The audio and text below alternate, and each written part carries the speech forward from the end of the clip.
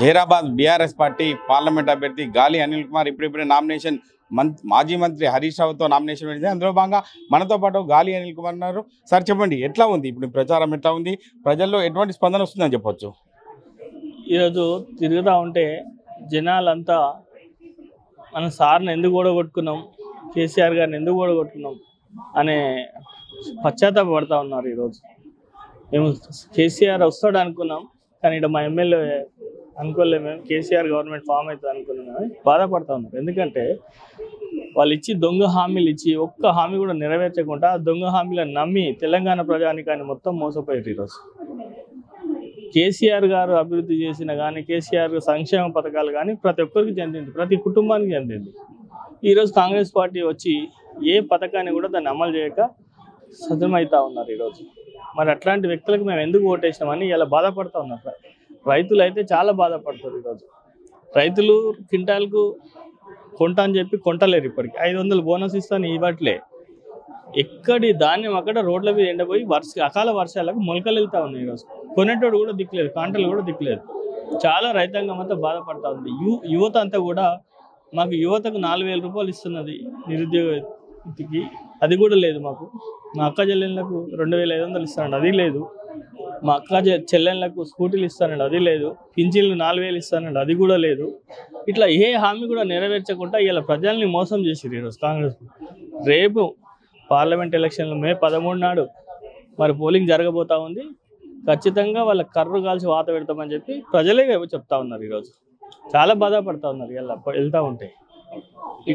TV డిబేట్లో నేను చూసినట్టయితే కార్యకర్తలు ఒక నూతన ఉత్తేజం వచ్చినట్టే అనుకుంటున్నారా? ఎందుకంటే ఇటువంటి హామీలు నెరవేరకపోవడం వల్ల ఒక ఆత్మవిశ్వాసంతో ముందుకెళ్ళాలి, కార్యకర్తలు ఎవరు కూడా ఆ ఆత్మవిశ్వాసం కోల్పోవద్దని చెప్పి అంటున్నారు. ఆ విషయంలో కార్యకర్తలకు మీరు ఏం చెప్తారు సార్? నేను ఒకటే కార్యకర్తలకు చెప్పేది, రేపు రాబోయే రోజుల్లో ఖచ్చితంగా మనం పార్లమెంట్ సీట్లు ఎక్కువ గెలుచుకుంటున్నాం. గవర్నమెంట్ కూడా అతి త్వరలోనే మనకు ప్రభుత్వం ఏర్పడుతుంది. ఎవరు కూడా అధైర్యపడద్దు, ముందుకు సాగాలి. మనం అందరం కూడా తెలంగాణ ఉద్యమం ఎట్లయితే చేసినామో, తెలంగాణ ఎట్లయితే సాధించుకున్నామో, మళ్ళీ మన ప్రభుత్వం వచ్చేదాకా మనం అదే రకంగా కష్టపడాలని చెప్పి నేను జైరాబాద్ పార్లమెంట్ ప్రజలందరూ కూడా కోరుతాను. అంటే బీజేపీ కాంగ్రెస్ సంబంధించిన వారు చూసుకున్నట్టయితే స్థానికుడు కాదు గాలి అనిల్ కుమార్ అని చెప్పి ఒక విమర్శలు చేస్తున్నారు సార్. ఆ విషయంలో మీరు ఏం చెప్తారు సార్? ఇప్పుడు ఇది పార్లమెంట్ ఎలక్షన్, దీనికి స్థానికుడు అదే ఏముంది?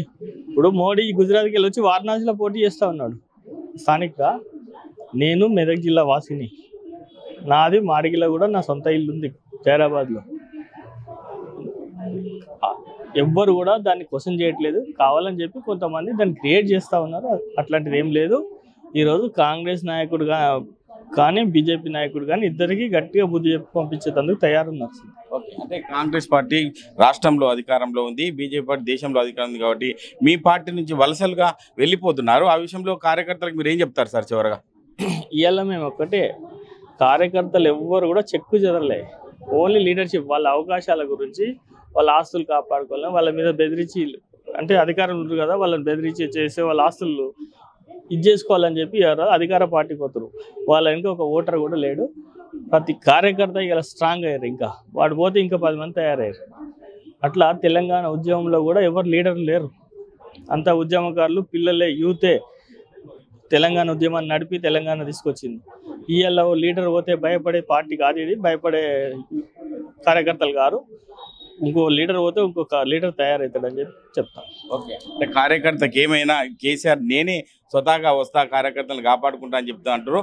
అటువంటి విషయంలో ఆత్మవిశ్వాసం మీరే కూడా ముందుకెళ్తున్నారు కాబట్టి కార్యకర్తలు చివరిగా మీరు ఏం చెప్తారు సరే? నేను ఒకటే చెప్తున్నా, ఖచ్చితంగా జైరాబాద్ పార్లమెంట్ నన్ను ప్రజలు ఆదరిస్తారు, నన్ను ఆశీర్వదిస్తారు. నేను ప్రతి కార్యకర్తకు అండగా ఉండి గుండెలో పెట్టుకొని చూసుకుంటా అని చెప్పి సందర్భంగా తెలియజేస్తాను.